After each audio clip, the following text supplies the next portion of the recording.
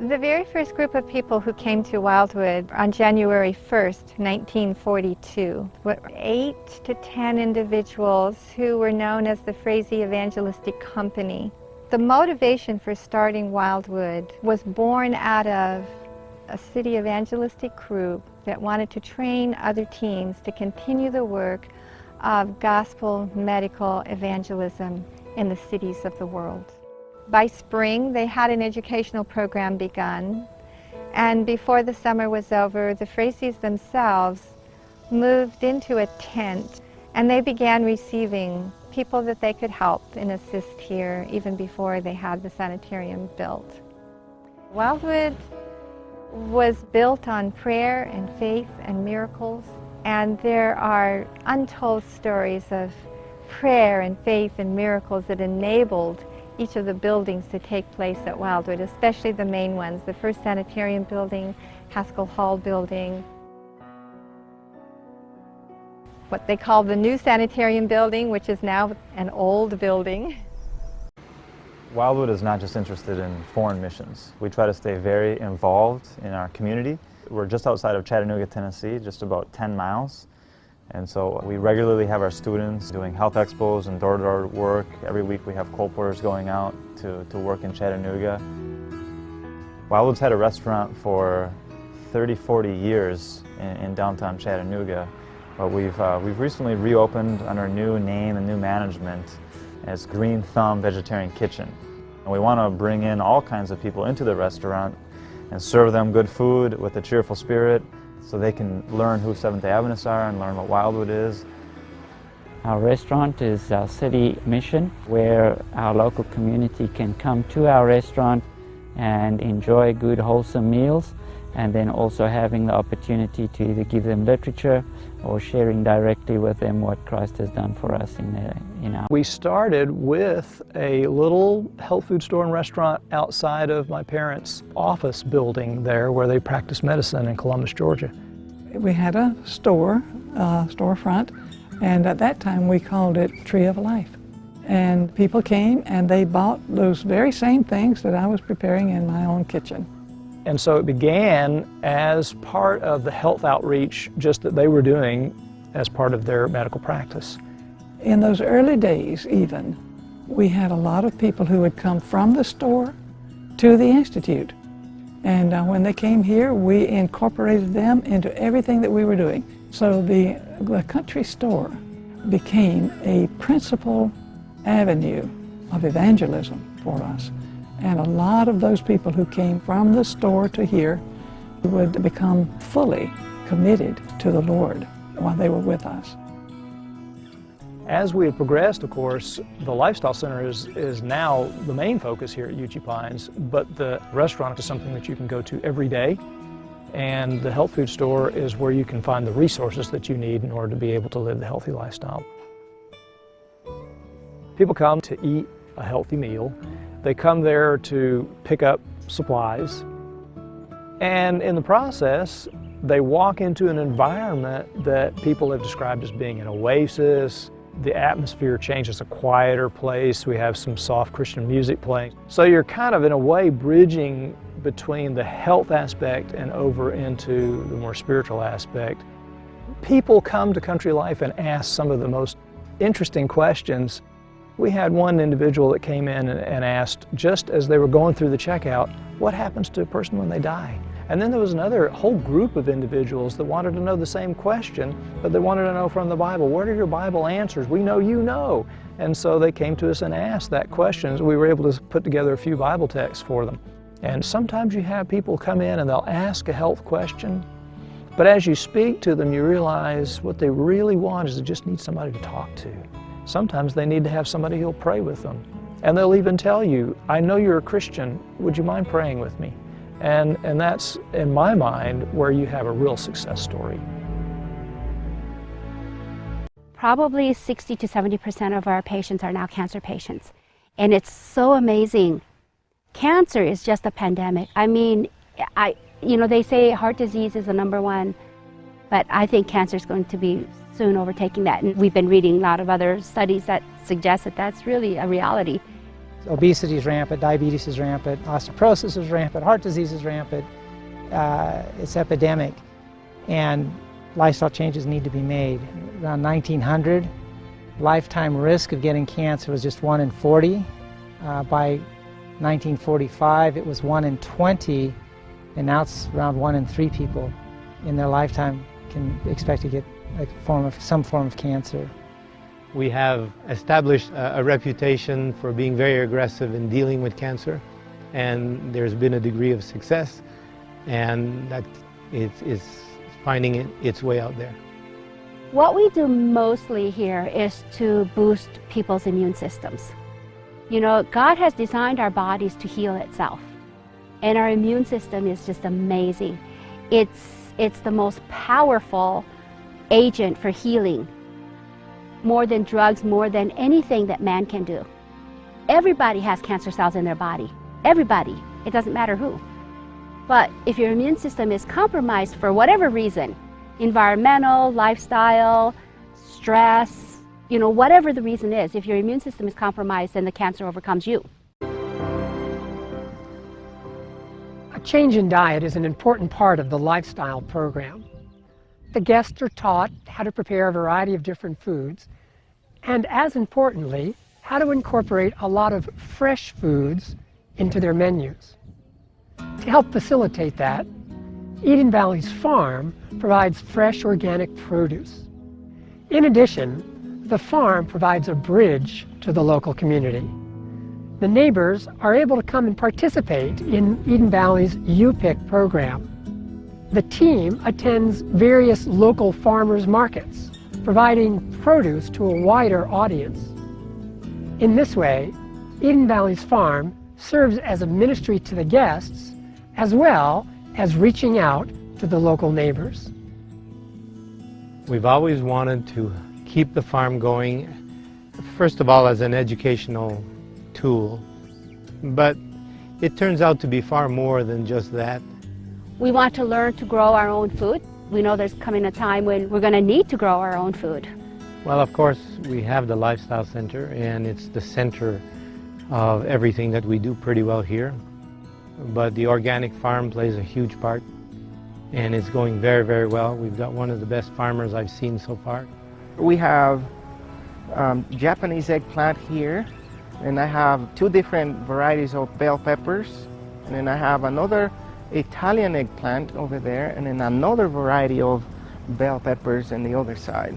And then on that side I have brandywine tomatoes, black cherry tomatoes, yellow cherry tomatoes, red cherry tomatoes, and then I have slicing tomatoes. We supply our lifestyle center with fresh produce. Mainly we try to grow everything that our lifestyle center use, because they buy a lot of stuff for their programs, and we grow mainly everything they use except for the fruits. And then the remaining we send them to the local farmers market. Agriculture is the ABC of our education program, but it's really hard to make money on it. But we had 2 farmers markets that we supplied last year, and we actually made money. The country store makes money every month. It's stuck away in a corner of our campus, but it's in the black every month. We want to eventually move it out to our road so that it's more visible, you know, that we can reach out to a wider scope of customers. Because it's a community service too. You know, everything that we do, we want to be an outreach somehow. We also have the U-Pick program where people from the community come and get involved. They come and pick their own stuff. You know, Eden Valley was sort of known for U-Pick. We actually went out to the community and we did a community survey. And most of them knew what Eden Valley's U-Pick program was.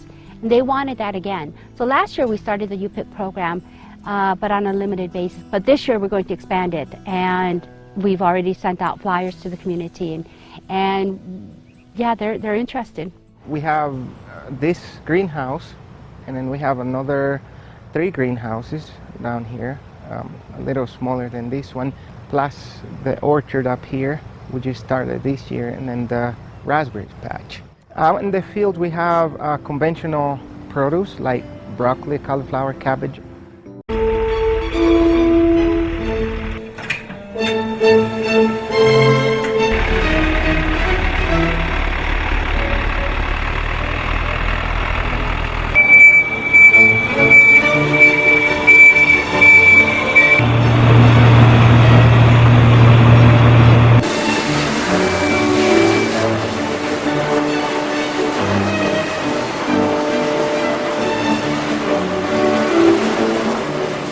We offer you a unique experience.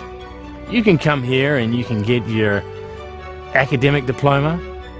You can come here and enjoy the music. You can come here and you will also get to enjoy our vocational training program. In a work situation, students learn a lot of different skills that they carry on into other aspects of their life. They learn punctuality. They learn to be responsible for something, where for a task to be accomplished, for it to be done right, for it to be done in a timely manner is completely dependent on them. They learn to be diligent. They learn to stick with a task until it's completed. They learn to be thorough and careful with attention to detail. These are things that you can learn in other ways, but nothing teaches it the same way that good practical labor does. Students learn to problem solve in an actual physical work setting far quicker and more deeply than what they'll learn it with contrived problems out of a textbook or on paper. As a teacher at Fountain View Academy, I don't just teach my subjects, but I try to open up a window for my students so that they can look out onto the world, so they can get a holistic view onto the world. So yes, I teach English, and so I teach them punctuation and spelling and grammar and all those types of things. But I also try and teach them to see the world socially, mentally, emotionally, and spiritually, so that they can see the big picture.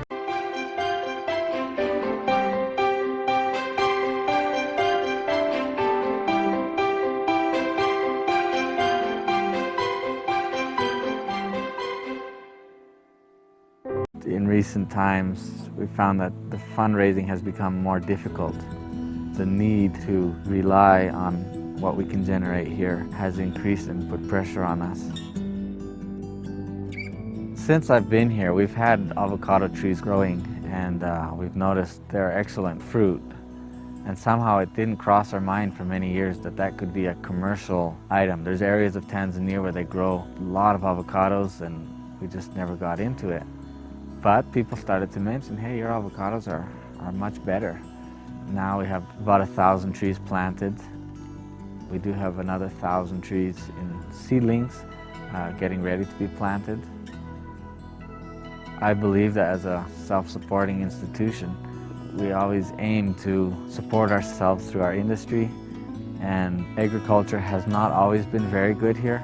We've tried field crops, wheat, barley, triticale in past years. But right now, with the possibility of avocados, we see potential there for sustaining at least part of Kibirua with growing avocados.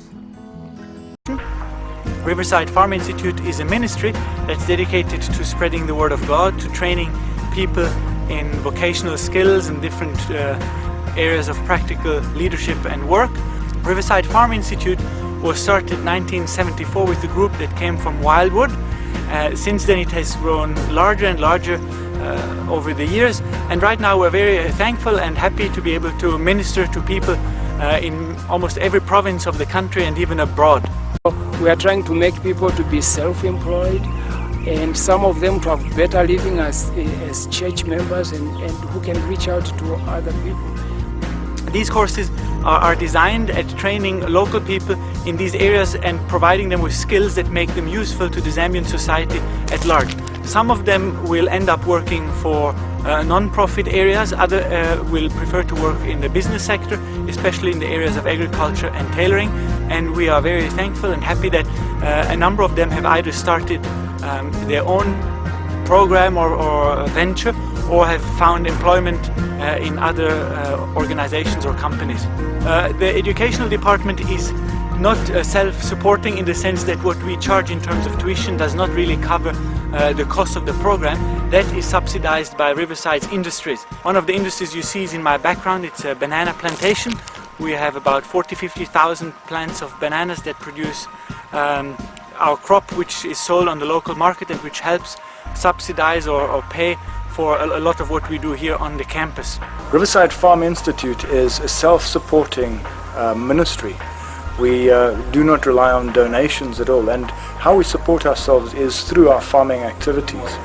One of those farming activities specifically is our bananas, and at the present moment the banana plantation is one of the largest contributors to our financial prosperity. And by producing huge amounts of bananas, last year we produced 40 tons. We then sell these, and these then this money then is then contributed to the well-being of Riverside, and that finances our evangelism department, our education department, and many of the other ministries here at Riverside are supported through the bananas itself. The same is the case with the mill. The mill buys every year between 200 and 600 metric tons of corn or maize from local farmers, sometimes also from our own production, and stores it until better time, so to speak, until the price rises. Then it is either sold to mills or ground in our own facilities. We also grow wheat. We also grow, we have grown in the past soybeans, we've grown maize, which we also try to do for profit and for rotational purposes. Riverside Farm Institute has two major sources of income, one of them being our farming activities, specifically the bananas, and the other being our literature evangelism ministry. Riverside has always done literature distribution for many years, and over the last few years we've really concentrated on growing this ministry, and today we find it as the second biggest contributor to the finances of Riverside. The beauty of this program is that not only does it provide an income source for Riverside, but we are also supporting the people who buy the literature from us to then go and resell that.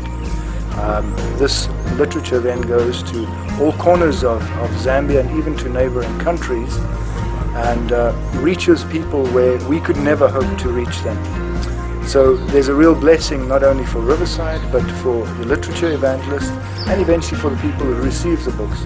And most of all, what we're really happy about is that people are being reached with the gospel of Jesus Christ through these books of the saints. We do tailoring, and our students could go to a neighboring school where they learn only how to make good outfits. But here they learn also the Word of God. They learn also how to care for their health. And so this really satisfies us. It gives us joy.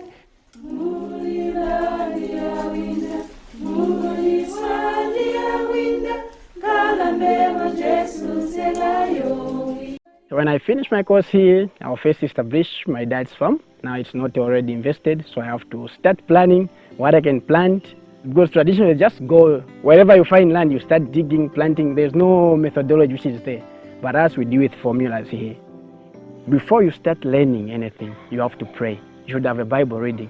So this has encouraged me a lot, because in everything I have to do first, I have to pray to God so that He makes a way for me, so that I proceed with whatever things I have to do.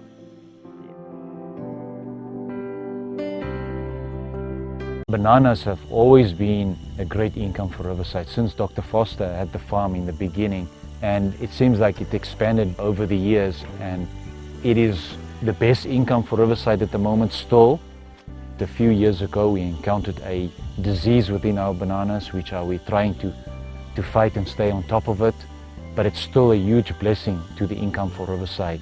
Eventually we switched over to pivot irrigation, and we did our wheat growing, which is a huge income for Riverside.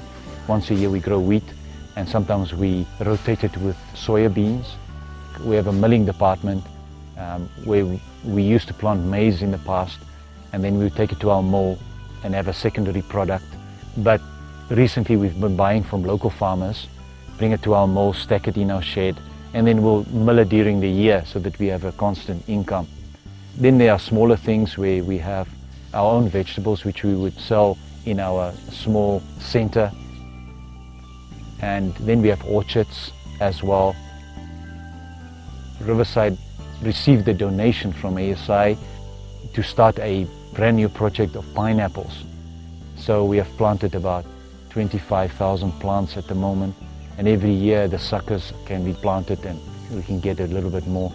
It becomes another leg to stand on financially. So God has been blessing Riverside even through all the troubles we had with the virus in the bananas, with hail, with frost, things like that. God has always been keeping His hand over the things here at Riverside, and we are so thankful for that. And we can use it to bless others around.